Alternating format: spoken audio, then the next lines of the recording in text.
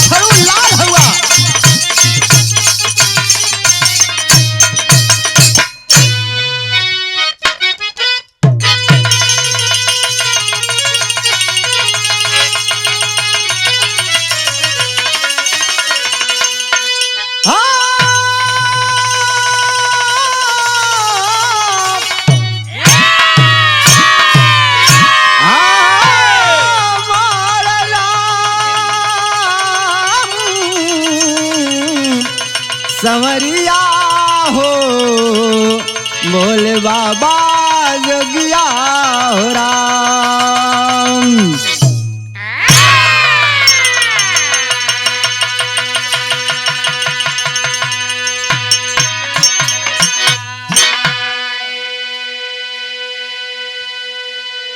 ए भैया, हम गायक कलाकार विष्णु यादव चकमान सिंह कांवल भदोही कालीन नगरी के ऐतिहासिक वसुंधरा से आप लोगन के बीच में बिंद स्टूडियो के देख रेख में एक बिरहा भेजने का प्रयास कर रहा हूँ।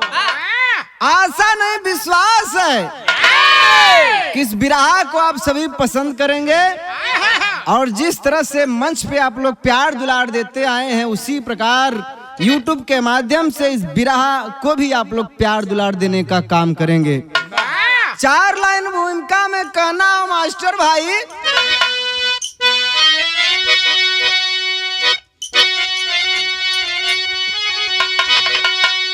तो होनी होती रही, होनी हो के रही, होनी के आगे दुनिया को झुकना पड़ा।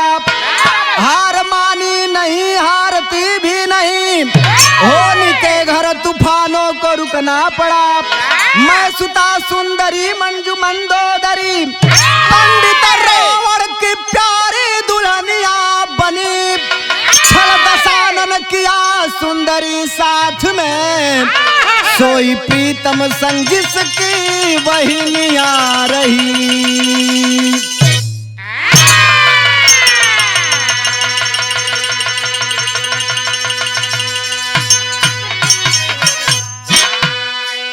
हमारे बिरहा में जीतू भाई कव्वाली का टुकड़ा लगत हो मास्टर भाई।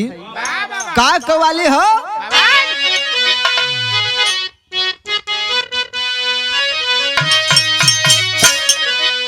कि अब मजा नहीं मिल तो आय हाय हाय मंजीत भाई कि अब मजा नहीं मिलता। अरे दूर रख जीने में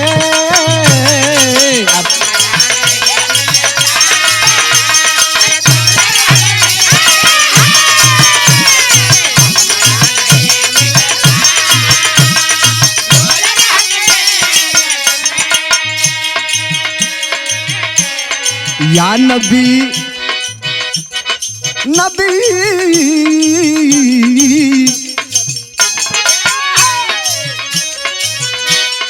या नबी बुला लेना।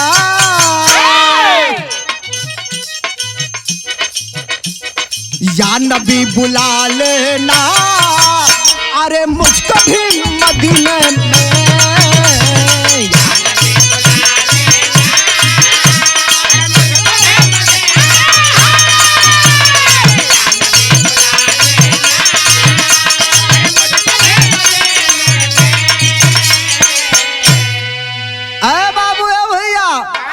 हिंदुस्तान के नंबर 1 कवि हमारे गुरुजी आदरणीय गया कवि जी भाव में बड़ी सुंदर बात लिखते हैं मंजीत बाबू।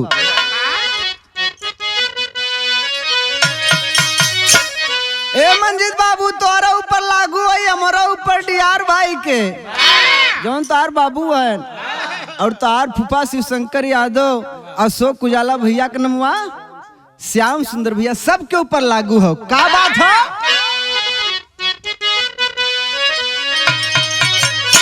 क्या पता समय किसकी अरे बदल कब जमाने में, क्या पता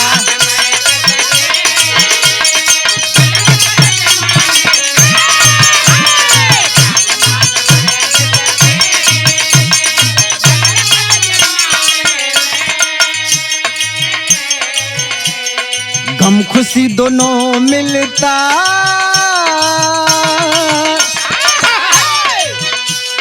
गम खुशी गम गम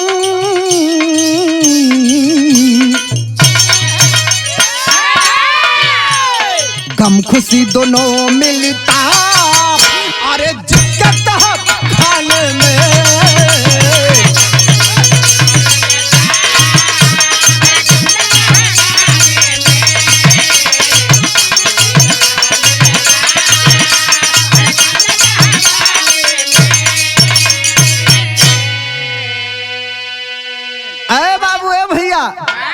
डीआर भाई कहानी कहा दो लाइन का दोहा। एक दिन आधी रात की बेला रावण घर से चला अकेला,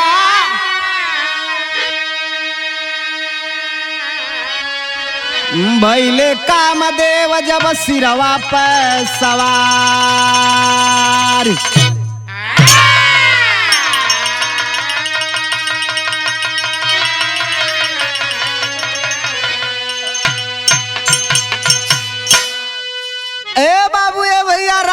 के ना जाना छो रावण का धर्म पत्नी जौने का नाम मंदोदरी बतावल गईल मंजीत बाबू।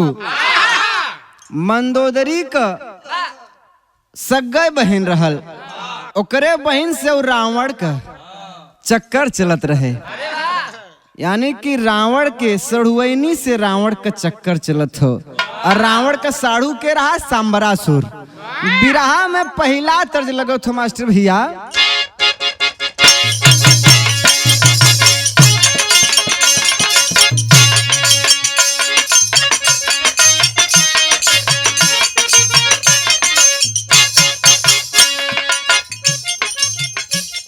पिपरा तारा सोई गए बुद्धि लड़कैया,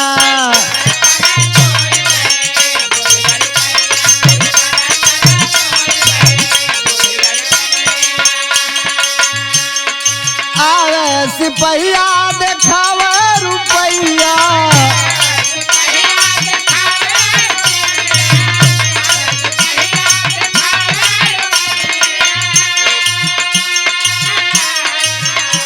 रुपैया पे लोभी गए बुद्धि लड़कैया।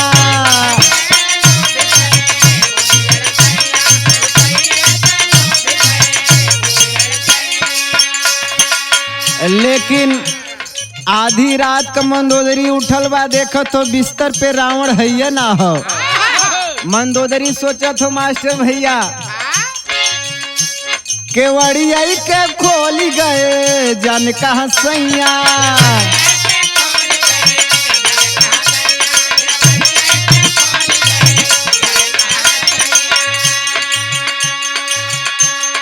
कुछ देर इंतजार कैलन गुजरिया,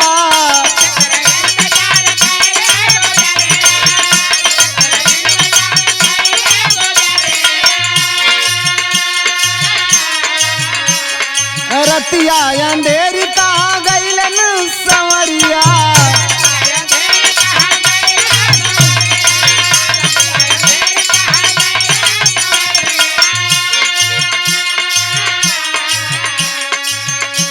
डरिया से दिलवा डोली गए जाने का सैया,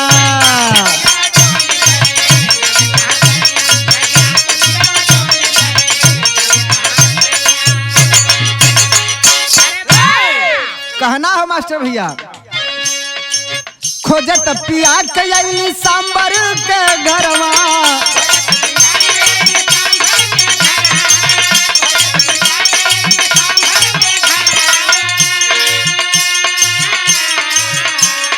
देखली हालात गिरल सिर पे बजरवा।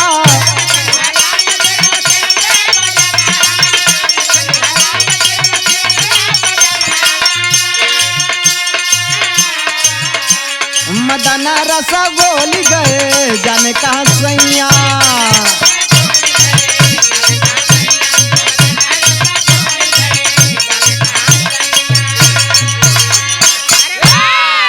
मंदोदरी जब आधी रात के उठले भैया रावण के बिस्तर पे ना पौलस। लगल खोजे खोजत खोजत अपने बहन के घरे गइलन यानी कि रावण के साढ़ू सांबरासुर के घरे। तो सांबरासुर तो ना रहल कहीं गयल रहल। सांबरासुर का धर्म पत्नी यानी कि मंदोदरी का सगे बहन ओकरे संगे रावण अपन गुटर गू खेलत हो राजा।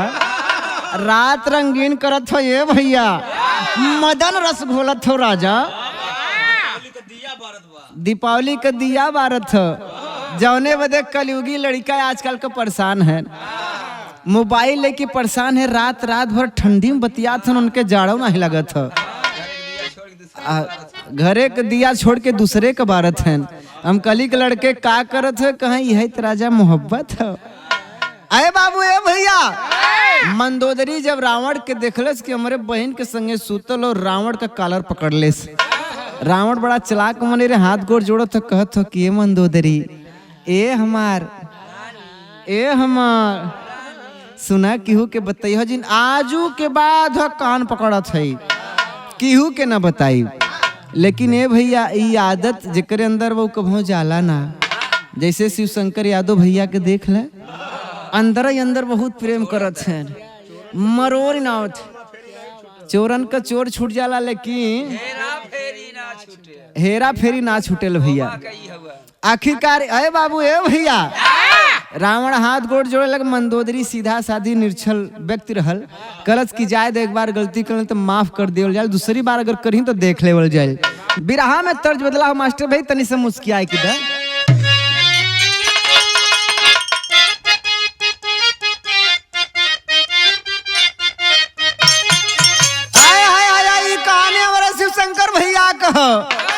जब गुस्सियाले अपने मेहरारू से तो खाना पीना मंजीत भैया तोर फूफा जब गुस्सियालन तो थरिया खाना फेंक दही।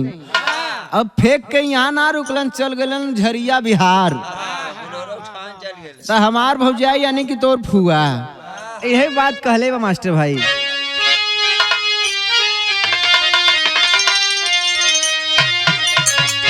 अरे फेंक दिया थरिया बला मगैल जारिया पहुँचले कि ना। जय बहादुर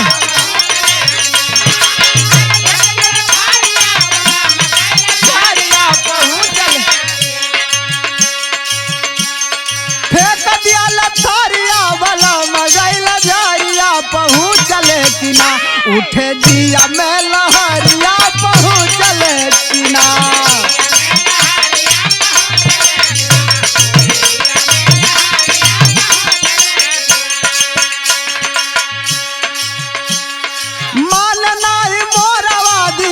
कर चोरवा मोरानिया के ना।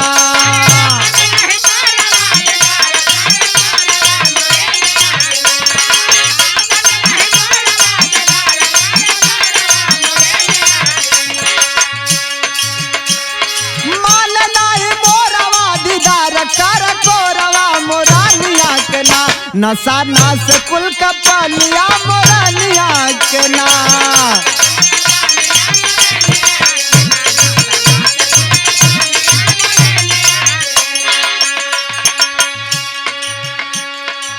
रोज लुट लहरा सड़ू आइन के संग में।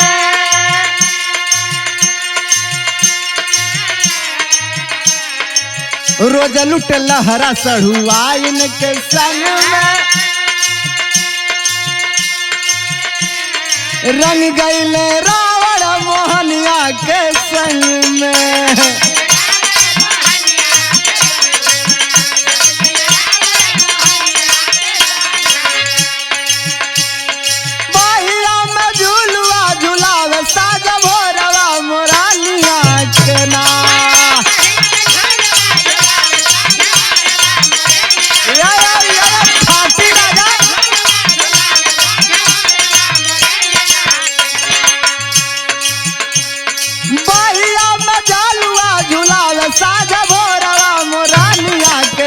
नशा नास कुल का पनिया मोरनिया के ना।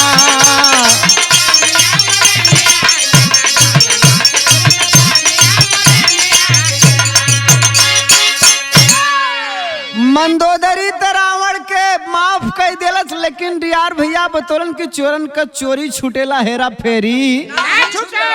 रावण अपने आदत से बाज ना आवत हो। 2 दिन बीतल, 4 दिन, 10 दिन, 15 दिन, फिर 1 महीना फिर पहुंचल वहीं समरासुर के घरे। वहीं अपने सड़हुनी से कहे राजा आवा एक ही बोतले में दोनों जने पियल जाए।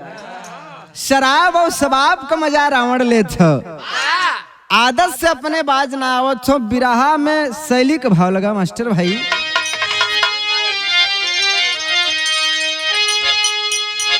अरे रसीला लीला घर में कर रहा, अब रसीला लीला घर में कर रहा, देखते ही समरासुर का चेहरा भइल पीला। यार हा पीला, यार हा पीला।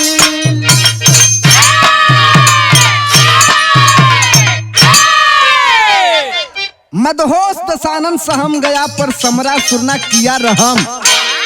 देखिए हमारे गुरुजी गया कवि का कारीगरी मास्टर भैया। यहाँ छंद में माँ का बंदिश मिली। माँ से सुरी रहे, माँ से बंद रहे। गवैयन बदे कहना हो, मदहोश दशानन सहम गया पर समरासुर ना किया रहम। मैं तो समझा तू साड़ू है, रिश्ते की खाता रहा कसम। मर्द नहीं तू हिजड़ा है, मस्तक का तेरे करूं कलम। मैदान करो मेरे संग में, जीतो जो घर ले जाओ सनम। अरे बाबू ए भैया, इस छंद में हमारे गया कवि जी मक बंदिश लिख ले रहलन। लेकिन एक छोड़ा कहानी पे गौर कर। यहर सड़हुनी के साथे रावण का खेला चलत हो। तब से एक दिन समरासुर कहीं से लौट के औलत देखा तो कि हमार मेहरारू रावण के साथ है। अरे बाप रे बाप कहत हो कि करे रमणवा तो के सारे हम अपन साढ़ू समझा, लेकिन ते मर्द ना है, हिजड़ा है।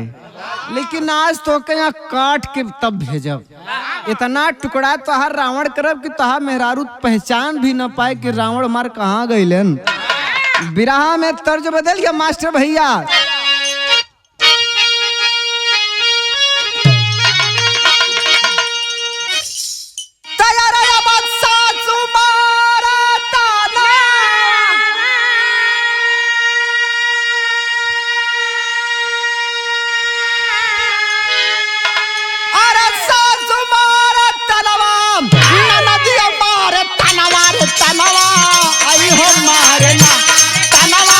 आई हो मारे ना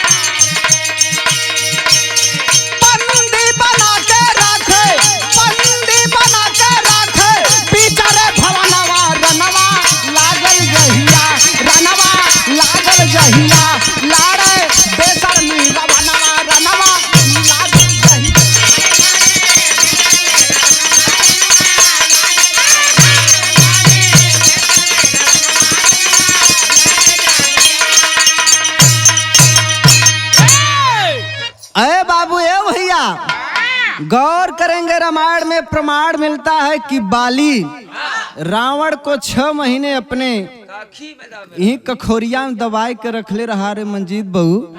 लेकिन मैं प्रमाण देने चाहता हूं कि रावण का साढ़ू संबरासुर रावण के जब देखलेस कि हमरे धर्म पत्नी के साथे ही सोतल हो, गलत काम करत हो, उठाए उठाए कितना पटकलेस, इतना पटकले से भैया। और पटके के बाद रावण कैसे मुठिया में पकड़ के ही कखोरिया में 18 महीना रखले रहल। कितना दिन रखले रहल? यार मंदोरी सोचा था कि हमार रजऊ, हमार बलमू, हमार पगला कहाँ गया यार। 18 महीना से दिखाता है ना हो। खोजत खोजत पता चल कि संबरासुर कखोरिया में दबाए के रखे हो। मंदोदरी समझ गए कि देखत चबकना कुछ गलती कैले बा। एक बार समझोले मनलस ना, लेकिन मंदोदरी सुनील भाई, सती नारियों में मंदोदरी का नाम आता है। संबरासुर के पास जाकर के हाथ जोड़ लेती है, कहती है मालिक कि हमार पति उन छोड़ा। बिरहा में पपड़ का भाव लगत हो।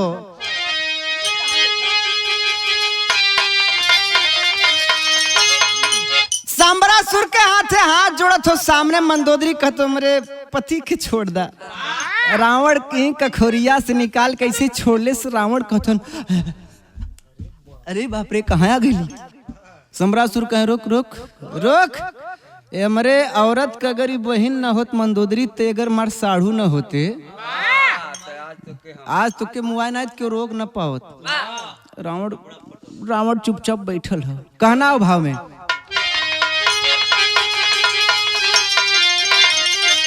अरे त्रिलोक विजयी रावण का झुकल नजरिया मुहवा करिया बाप। त्रिलोक विजयी रावण का झुकल नजरिया मुहवा करिया बा। अब खड़ी सामने मंदोदर में हरिया मुहवा करिया बा।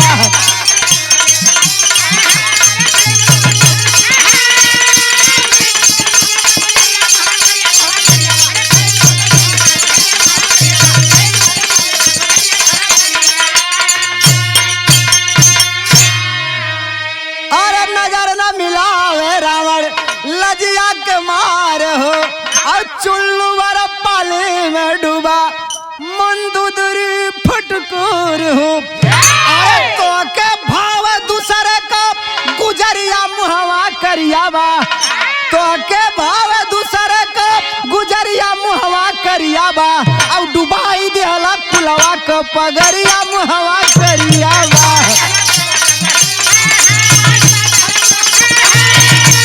जिया बहादुर हुआ।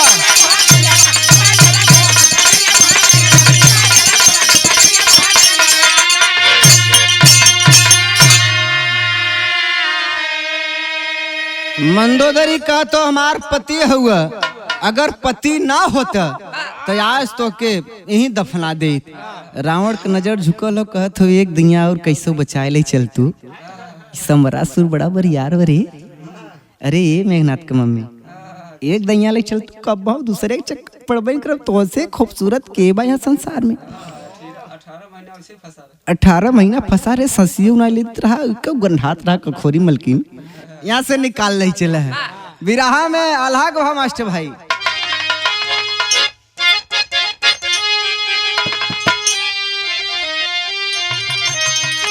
पढ़े लिखे विद्वान लोग इस बिरहा को सुन रहे हैं, भाव समझने का प्रयास करिएगा आप लोग। कहना हो, और कपड़ा के दाग छूटे सबुना के धोवले भैया।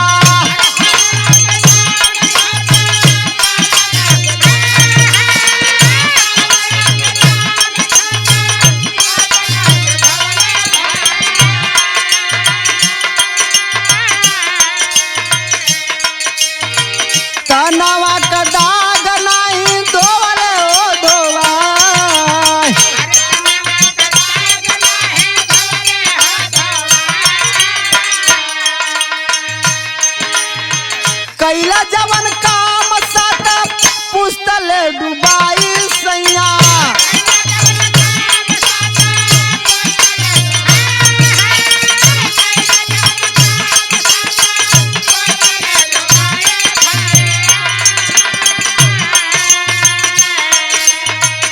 का कही तोहरा आवत लाजियो लंबाई।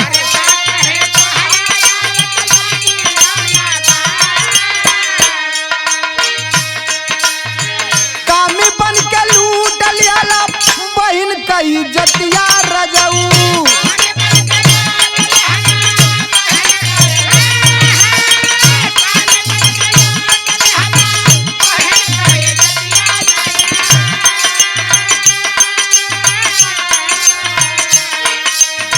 तोहरा जैसन पुरुष के ना तनिको सोहाय।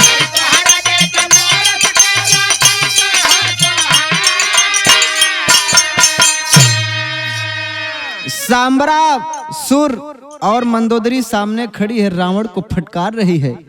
संबरासुर का तो मंदोदरी जितना देखे कोई भर नजर नहीं देख ला, रावण के हम छोड़ब ना, इनके मारना हम। हाँ, हमारे मेहरारू के संगे रंग रलिया मनावत हुआ, एक दैया मना कैली, 2 बार मना कैली, अब नहीं काटब धय। रावण चुपचाप मुड़ी नीचे झुकोले, मंदोदरी रोए लगल कि हमारे बहनी का आप आदमी हुआ, हमके विधवा मत बनाओ सांबरासुर, एक बार और हमारे पति के छोड़ दो हमारे कहले से। बिरहा में आखिरी भाव मास्टर भाई।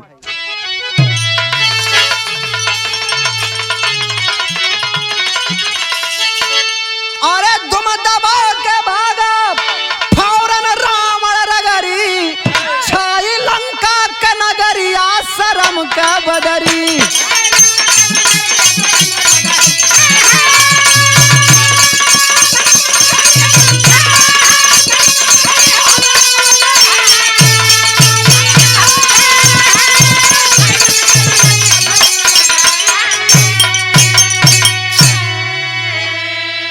धन मंदोदरी रखली पियवा के मान हो, अब कामी पत के दियाली ना दिल में ठेकान हो।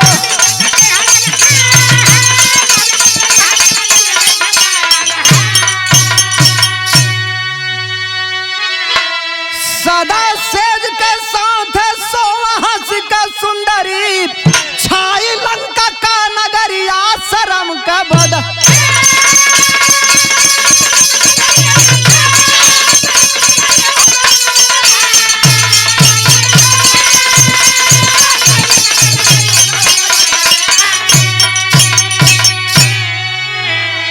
कबीर जी का सवाल हो कि अगर नारी माने लिन तोहरा के देवता, देवल काहे के दूसरे कनेवता।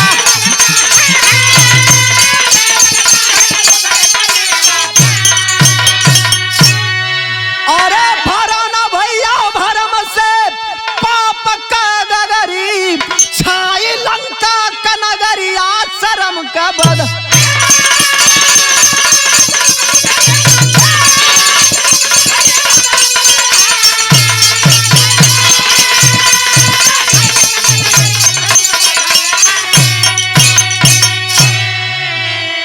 ए भैया प्रमाण मिलल, रावण फिर कभू अपने सड़ुआइनी के घरे की ओरी संबरासुर को ओरी तकबे न करे, जाए की बात कही, अपने लंका में कि चुपचाप बैठल हुवन।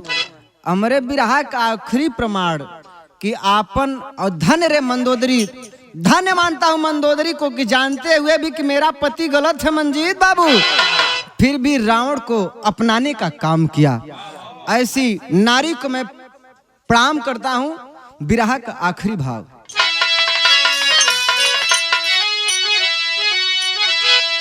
गुरु बिहारी गुरु गणेश गुरु रामलाल मोर बांका,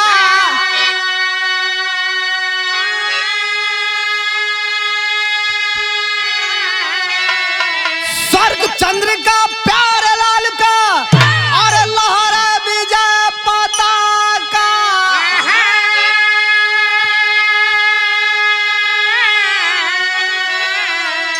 रसीला लीला घर में कर रहा, विष्णु गया कभी से दुश्मन का पग हिला।